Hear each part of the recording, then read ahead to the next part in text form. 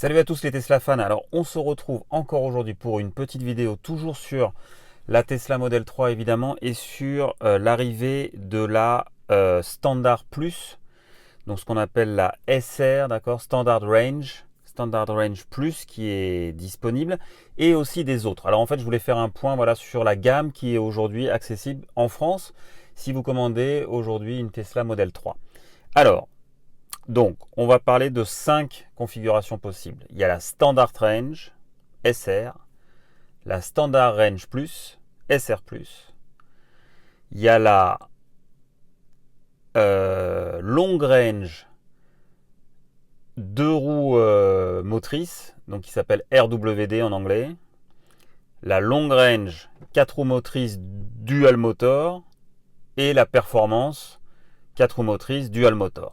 D'accord, donc on a 5 voitures différentes et je voulais un peu vous donner des clés sur ces 5 voitures. Si vous allez sur le site de Tesla, il y en a 3 de disponibles. La SR+, la Long Range Dual Motor et la Performance Dual Motor. Mais si vous téléphonez à Tesla France, vous pouvez réserver au moins une Long Range simple moteur, d'accord, donc RWD. C'est-à-dire une propulsion. Dans ce cas-là, ce que vous dit Tesla France, c'est vous commandez sur le site web une long range dual motor et ensuite vous leur écrivez un email pour demander le modèle propulsion. Et là, ça sera pris en compte. Puisque en fait, Elon Musk a annoncé que la SR et la long range RWD ne sont pas disponibles sur le site web, mais peuvent être disponibles par téléphone. Alors, je n'ai pas trouvé l'info de savoir si la SR de base, on va en reparler, est disponible ou pas en Europe. Alors, maintenant, on va revenir sur les différents modèles. Alors, commençons par les SR, d'accord, les Standard Range. Donc, sachant que mid-range, ça n'existe plus. J'utilisais mid-range un peu dans la vidéo précédente, mais mid-range, ça n'existe plus. Donc aujourd'hui, on a la SR ou la SR+. Quelles sont les différences? C'est exactement la même voiture, mais la SR est bridée. Et donc, il a été annoncé que les performances sont de 10% en dessous de la SR+, qui est disponible sur le site web. Alors, si on regarde toutes les autonomies, donc sur les SR, on a 400, alors autonomie européenne, WLTP, 400 km pour la SR et 415 environ pour la SR+. C'est approximatif hein, parce que elles n'ont pas encore été testées. Non, le 415, oui, même Tesla annonce un WLTP estimé, d'accord, mais bon, en principe ils savent faire. Donc on va dire voilà 400 et 415. Maintenant, j'ai plutôt envie de vous parler de la norme américaine EPA parce que c'est celle qui est la plus représentative et en tout cas sur une conduite.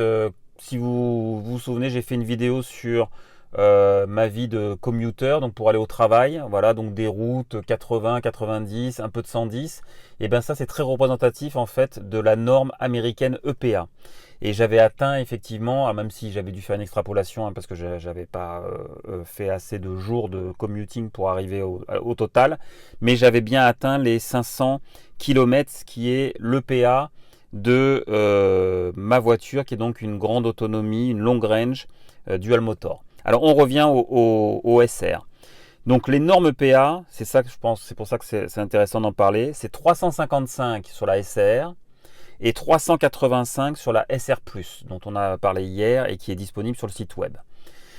Donc 385 km, voilà ce qui est la vraie autonomie de cette voiture sur un trajet standard, départemental, national et un petit peu d'autoroute. D'accord ? Si on va sur l'autoroute, on peut estimer les autonomies à environ 280 pour la SR et 310, je regarde mes notes en même temps, hein, et 310 pour la SR+. D'accord ? Donc là, on voit bien qu'il y a effectivement 30 km, donc c'est-à-dire 10% en moins. Ok. C'est pour ça sur le WLTP, on ne le retrouve pas vraiment le 10%. Donc on va oublier WLTP, le truc européen. D'accord. On va parler norme EPA parce qu'elle est représentative d'une conduite départementale nationale et puis autonomie autoroute qui est représentative de la conduite sur autoroute. Donc 280 pour la SR, 310 pour la SR+ sur autoroute.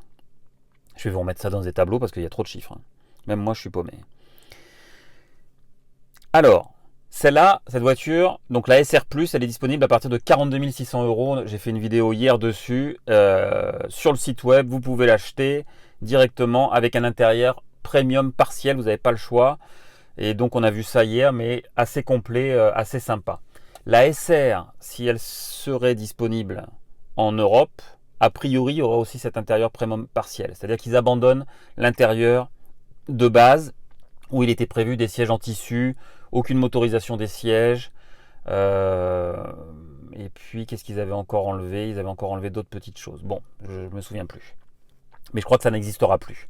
Donc tout le monde, c'est intérieur premium partiel pour les SR et intérieur premium total pour les long range. Alors, donc ça, on a couvert les SR. Maintenant, les long range. Donc il y a la long range propulsion, c'est-à-dire un seul moteur et qui transmet donc aux roues arrière. Qui n'est pas disponible sur le site web, mais donc là ça a été confirmé. Il y a des gens qui étaient intéressés, qui ont appelé Tesla France hier vendredi, et Tesla leur a confirmé. Donc passez une commande d'une grande autonomie long range et ensuite envoyez-nous un mail pour nous dire que vous voulez le modèle propulsion. Et ce qui est super intéressant avec ce modèle propulsion, déjà c'est qu'il n'est pas cher. Il est à 47 800 euros. D'accord? Donc comparé à 53 000 pour la dual motor. Donc 47, 48, donc on a plus de 5200 euros de moins, d'accord, que la grande autonomie dual motor. Et avec la propulsion, vous avez encore plus d'autonomie parce que c'est l'optimum en fait pour les Tesla. C'est un seul moteur qui envoie aux roues arrière. Et donc les autonomies annoncées sur la long range propulsion, on oublie WLTP, d'accord. Je vous le donne quand même. WLTP 580 km. Donc comparé à 560 sur la long range dual motor. EPA 525 km comparé à 500 km sur la long range dual motor. Et autoroute 400 km comparé à 380 km sur la long range dual motor. Alors, les autonomies autoroute sont un peu faibles parce que je vous avais fait des vidéos. Et moi, j'atteins plus de 400 km déjà avec ma long range dual motor. Donc je pense que sur la propulsion, on pourra espérer encore plus, 425, 430 km. Et en EPA, l'EPA par contre est assez juste, hein, parce que le 500 km sur la mienne est assez bon.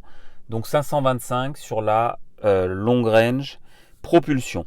Donc si vous voulez la plus grosse autonomie, c'est la long range propulsion.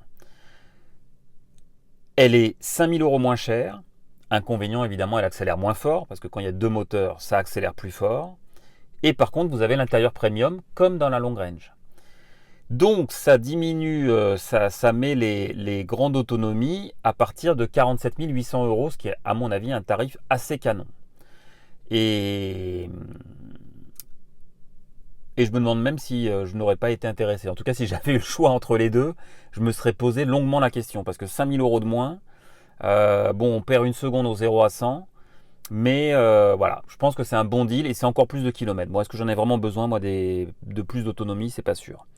Donc voilà, on a une gamme maintenant qui est complète entre la SR, à confirmer si elle est disponible pour l'Europe, la SR+, disponible sur le site web, la long range propulsion, disponible en appelant Tesla, enfin en confirmant par un email à Tesla après avoir passé commande, la long range dual motor qui existait déjà, c'est celle que j'ai, et la performance évidemment pour ceux qui veulent l'accélération maximum, qui veulent pouvoir drifter, qui veulent qui veulent les roues de 20 pouces et ainsi de suite. Alors, qu'est-ce que je voulais vous dire encore? Oui, autre point important. Il y a une vidéo qu'a fait Björn Nyland, si je n'écorche pas son nom, je ne sais pas si vous le connaissez, c'est un youtubeur célèbre Tesla depuis des années, qui est en Norvège. Et il a une Model 3 qu'il a reçue en cadeau, je crois, de Tesla. Et donc, il n'avait pas de parrainage dessus. Donc, dès qu'il l'a reçu, il a dû payer, entre guillemets, ses kilowattheures pour aller à la supercharge. Comme c'est un youtubeur célèbre, il a des parrainages. Et il a donc déjà reçu des kilomètres gratuits de parrainage, d'accord? Donc je vous rappelle que je vous dis souvent dans mes vidéos, si vous utilisez mon lien, vous pouvez avoir 1500 km. Et ben non, en fait, c'est plus que 1500, parce que le 1500, c'est quel que soit le modèle, S, X ou 3.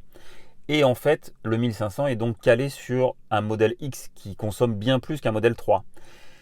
Donc, conclusion, si vous prenez un modèle 3, c'est pas 1500 que vous avez, mais d'après Bjorn, c'est entre 2300 et 2400 km d'autonomie.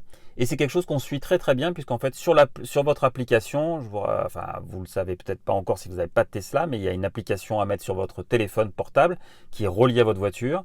Et donc, dès que vous avez fini une supercharge, en fait, sur votre application, il vous indique combien il vous reste de kilomètres sur votre crédit que vous avez au départ. Alors, il part de 1500, d'accord ? Mais en fait, ils appliquent un facteur, c'est-à-dire que ce que Bjorn a vu, c'est que quand il a récupéré, puisqu'on peut suivre le nombre de kilomètres qu'on récupère quand on supercharge, et bien quand il avait récupéré 200 km, en fait, Tesla appliquait un facteur de 1,5. Alors, donc sur 200, ça va me faire compliqué. Mais donc en gros, lui déduisait environ 100. Qu'est-ce que je vous dis ? Le 200, voilà, lui déduisait en fait 130 km. Donc quand on réextrapole, j'espère que j'ai été clair parce qu'il n'y a que moi qui arrive à me suivre là. Quand on réextrapole, et ben en fait, on a plutôt 2300 à 2400 km de supercharge gratuite en utilisant un lien de parrainage. Voici le mien. N'hésitez pas à l'utiliser si vous êtes prêt à commander une Tesla Model 3 ou S ou X évidemment. Mais sur la Model 3, sachez que vous aurez en fait entre 2300 et 2400 de km de supercharge gratuite sur le réseau Tesla.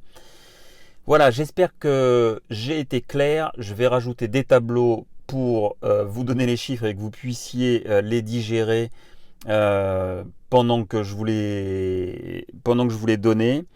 Mais on a désormais une gamme complète sur la Tesla Model 3 disponible en Europe à partir de, on va dire, 42 600 €, qui est le tarif de la Standard Plus, parce qu'on sait qu'elle est disponible, jusqu'à 62 800. Voilà, donc il y a 20 000 € entre la moins chère et la plus chère. Il y a tous les choix pour ceux qui veulent de la très grande autonomie, ceux qui veulent de la performance, ceux qui veulent le meilleur rapport qualité-prix. L'important évidemment, c'est de passer à la voiture électrique et c'est de conduire des voitures électriques. Et je vous assure qu'avec Tesla, vous ne serez pas déçus. Je vous dis à très bientôt pour une nouvelle vidéo et je vous souhaite une très bonne journée. À bientôt.